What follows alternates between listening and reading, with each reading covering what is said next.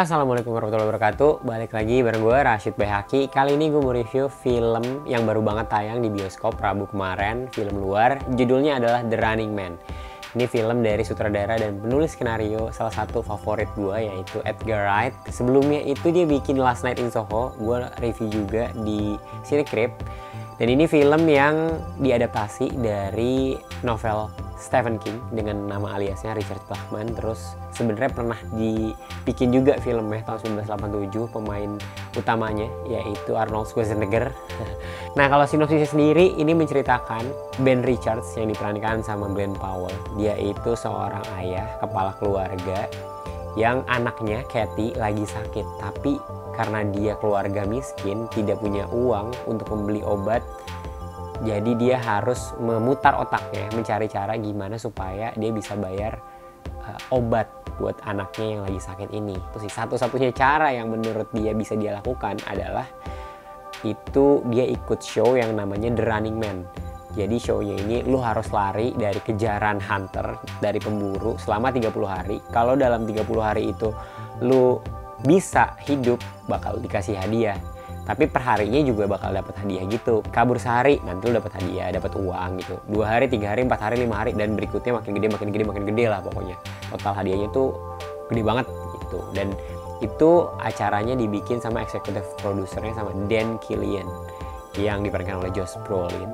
Terus juga di situ ada Bobby T hostnya, terus nanti ada Emilia Jones, ada Michael Cera juga. Langsung tonton aja di bioskop karena gue yakin kayaknya filmnya nggak akan lama dan nggak akan panjang deh, soalnya turun gitu layarnya yang gue lihat ya. Jadi buruan kalau mau nonton. Kalau menurut gue ini film yang popcorn movie, film yang ditonton buat hiburan, ditonton saat lo penuh dengan keluh kesah, lagi penat, lagi bosan, cocok banget lo nonton karena di situ banyak banget hal-hal yang dar-der-dor gitu ya, karena ini film action juga, terus ada thrillernya juga, ya gore sedikit lah. Terus juga dystopian, semua actingnya menurut gue bagus-bagus. Glenn Powell sebagai Ben Richards juga dia jadi karakter yang pemarah gitu, dia gampang banget emosi. Di sepanjang film dia akan marah-marah terus. Terus juga bukan cuma dia doang, tapi Emilia Jones jagoan gue gitu. Terus ada Michael Cera juga, ini bertemu lagi Edgar Wright sama si Michael Cera yang pernah di directnya waktu Scott Pilgrim kan ya. Dan itu keren sih menurut gue si Michael Cera, actingnya juga dengan gayanya dia aja gitu ya, yang kayak quirky gitu kan ya. Dan itu bagus sih. Si Josh Brolin maksudnya sebagai Dan Killian itu juga keren banget sebagai villain di sini, bener-bener maksimal gitu, bikin penonton kesal juga sama dia, dan itu dapat banget sih. Dan semuanya menurut gua ya actingnya udah bagus lah.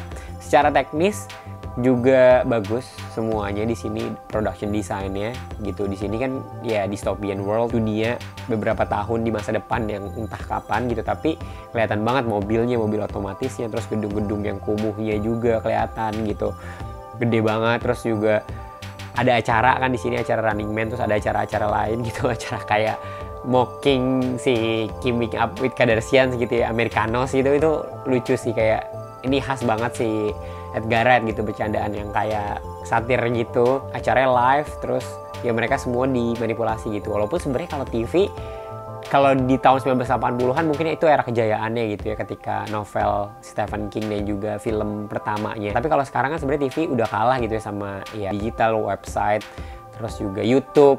Production desainnya balik lagi itu keren sih semuanya. Ya kelihatan mahal lah, budgetnya 110 juta dolar Amerika guys. Jadi ya wajib bagus gitu semuanya. Terus juga dari skala teknis, sinematografi, editing gitu. Yang gue suka tuh ada konteks AI gitu. Jadi kan emang si Ben Richards itu harus ngirim video tiap harinya gitu ya, laporan kalau dia masih hidup kayak gimana. Dan itu videonya ketika direkam dan ditayangin itu beda. Dan biasanya kalau kita di dunia sekarang kan itu kayak pakai AI gitu kan, ada face web terus kayak diganti omongannya gitu.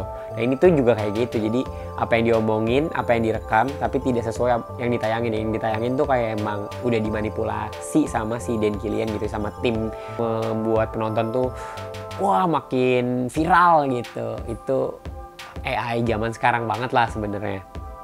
Terus gue dialog-dialognya Josh Brolin sebagai villain itu bagus banget sih, kayak bikin bikin si Ben Richards ini marah, dan marahnya itu nggak yang remeh-temeh gitu, hal-hal yang penting banget kalau ngomongin keluarga, supaya dia ngikutin apa yang diinginkan si Dan Killian itu buat gue bagus banget sih gitu. Mungkin gue nggak akan spoiler lebih banyak, tapi kurang lebih gitu, dialog-dialognya bagus dan kayak logis lah gitu, rasional, makanya jadi villainnya kita percaya. Kalau ngomongin Edgar Wright kan dia sutradara yang stylish gitu ya, style editingnya, sinematografinya, wardrobe-nya, komedinya itu khas banget gitu. Tapi di sini dia nggak cukup bisa mengeluarkan yang dia biasanya lakukan sebenarnya gitu ya. Di Rotten Tomatoes tuh turun banget. Gue lihat kayak ini kayak film yang paling jelek yang dia pernah bikin kalau secara tomat itu ya gitu. Kalau hitungan secara tomat itu tuh dia jelek.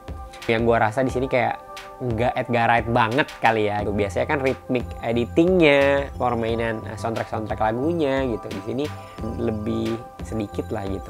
Endingnya tuh kayak tiba-tiba awalnya kalah terus dia bisa menang gitu, memenangkan Running Man ini dan mengalahkan si Dan Killian ini tuh kayak cepet gitu, rasanya buru-buru. Mungkin kalau bisa 15-20 menit lagi kayaknya akan lebih ke gambar tuh gimana dia bisa menang, dan menangnya itu dengan proses dia menyebarkan apa ya, inisiator demo gitu ya, melawan ketidakadilan ini, itu akan lebih kelihatan sih. Kalau gua adegan yang bagus itu ketika Ben Richards, Glenn Powell ini sampai di rumahnya Parakis, terus dia Michael Cera-nya ini mempersiapkan semuanya ketika ada pemburu datang, si hunter-hunter ini datang, dia malah bermain-main gitu ya, kayak Home Alone lah, dia bikin jebakan-jebakan, dia melakukan itu dengan menyenangkan, fun ya, rasa Scott Pilgrim-nya seru gitu kan pas nonton sequence-nya si adegan-adegannya di rumahnya Parakis ini Michael Cera. Ya udah, rame lah pokoknya di situ ya, banyak hal-hal yang menarik. Salah satunya ketika dia troops-nya dateng, habis itu naik tangga, terus tangganya dihancurin gitu, wah itu oke banget lah. Terus juga dia udah nyiapin mobil, terowongan, jalurnya kemana gitu, walaupun dia akhirnya nggak selamat juga, tapi itu buat dia kayak fun lah gitu. Terus oh iya, sama hal yang menarik sebenarnya di sini, tokohnya Glenn Powell ini dia itu kayak kita gitu, kayak rakyat kebanyakan lah, dia blue collar worker kan gitu.